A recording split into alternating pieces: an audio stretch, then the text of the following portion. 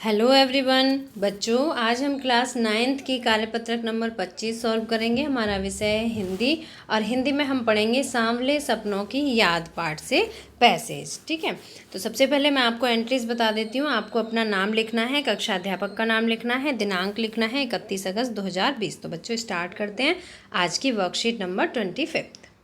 निम्नलिखित गद्यांश को पढ़कर प्रश्नों के उत्तर दीजिए। आपको गद्यांश बहुत ध्यान से पढ़ना है, समझना है। सालिम अली ने अपनी आत्मकथा का नाम रखा था फॉल ऑफ स्पैरो।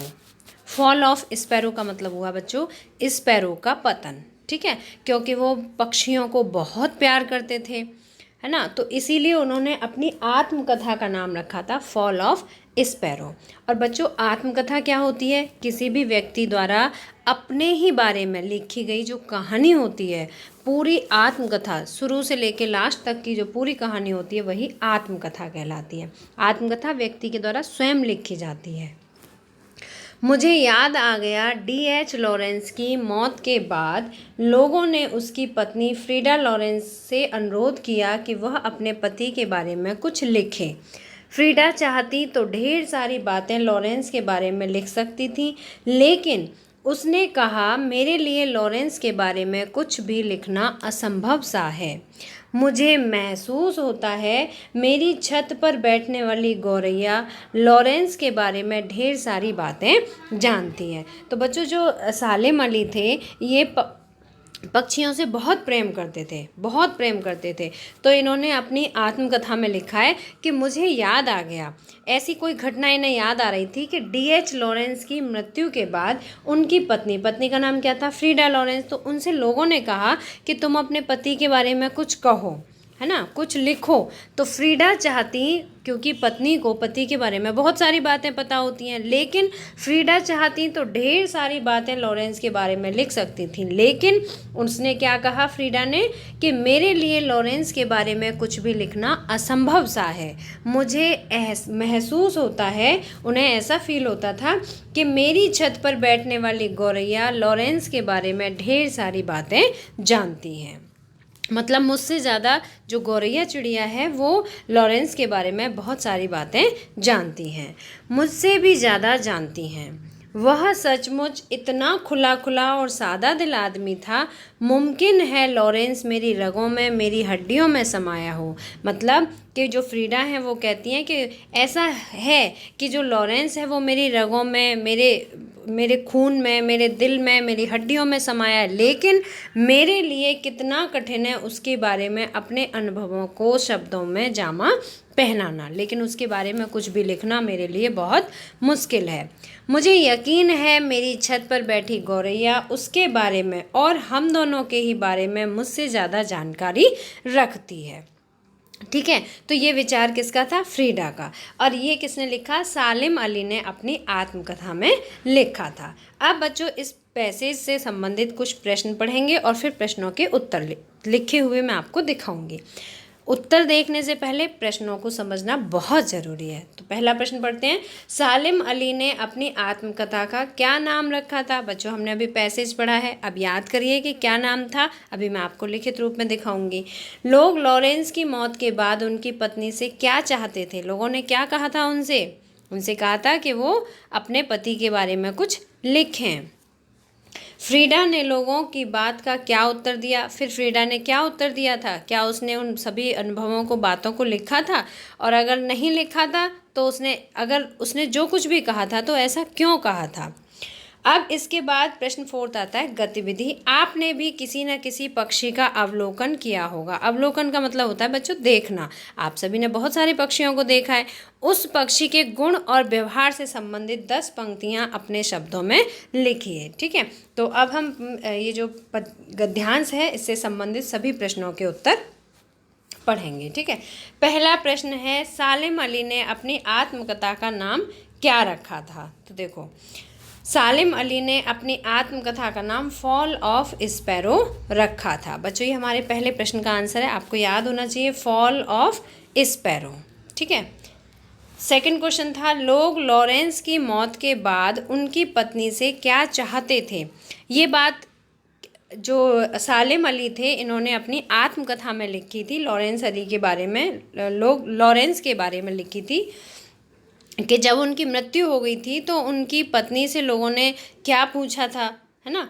तो लोग लॉरेंस की मौत के बाद उनकी पत्नी से क्या चाहते थे।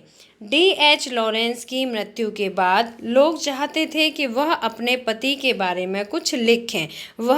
वह मतलब फ्रीडा, ठीक है, उनकी पत्नी का नाम क्या था, फ्रीडा था।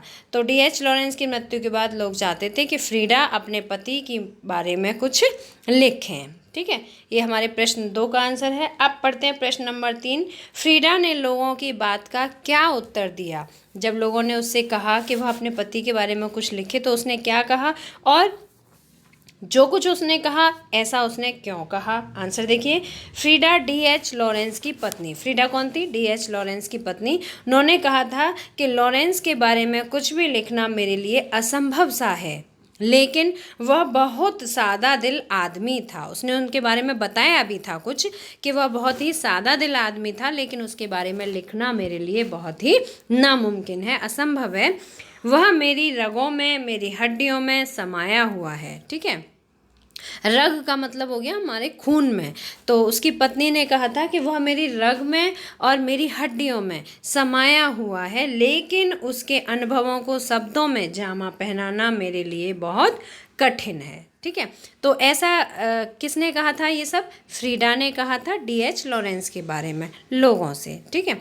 अब इसमें दूसरा प्रश्न पूछा है कि उसने ऐसा क्यों कहा था। तो इसे देखिए, फ्रीडा ने ऐसा इसलिए कहा था क्योंकि उसके अनुसार उसकी छत पर बैठने वाली गौरैया लॉरेंस के बारे में ढेर सारी बातें जानती थी।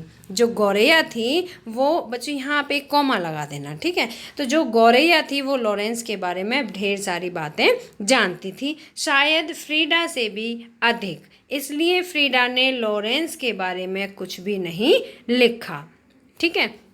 तो जो फ्रीडा थी वो, उनका ऐसा मानना था कि जो उनकी छत पे गौरैया रहती है वो लॉरेंस के बारे में उनसे ज़्यादा जानती है, तो फिर वो क्या लिखें।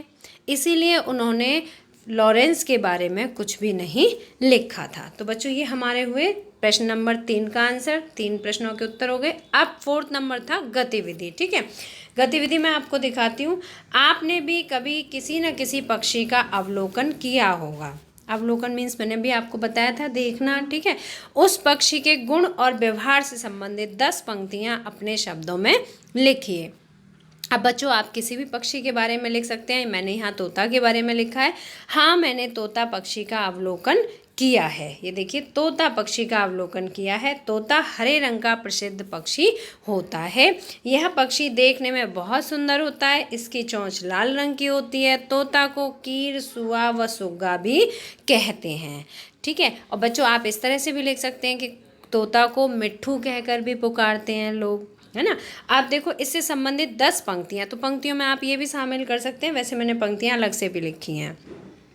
तोता प्रेम, वफादारी, लंबी आयु और सौभाग्य का प्रतीक होता है, ठीक है। ये तोता का गुण है। तोता को प्रेम, वफादारी, लंबी उम्र का और सौभाग्य का, खुशहाली का प्रतीक भी माना जाता है, ठीक है। दूसरा देखो, घर में तोता का चित्र लगाने से सुख का अनुभव होता है। तोता पालने के लिए नहीं कह रही हूँ मैं, तोता का चित्र लगाने के लिए। अगर घर में तोते का कोई भी चित्र हो, पेंटिंग हो, ठीक है, पोस्टर हो, अगर लगा होता है तो उससे सुख का अनुभव होता है।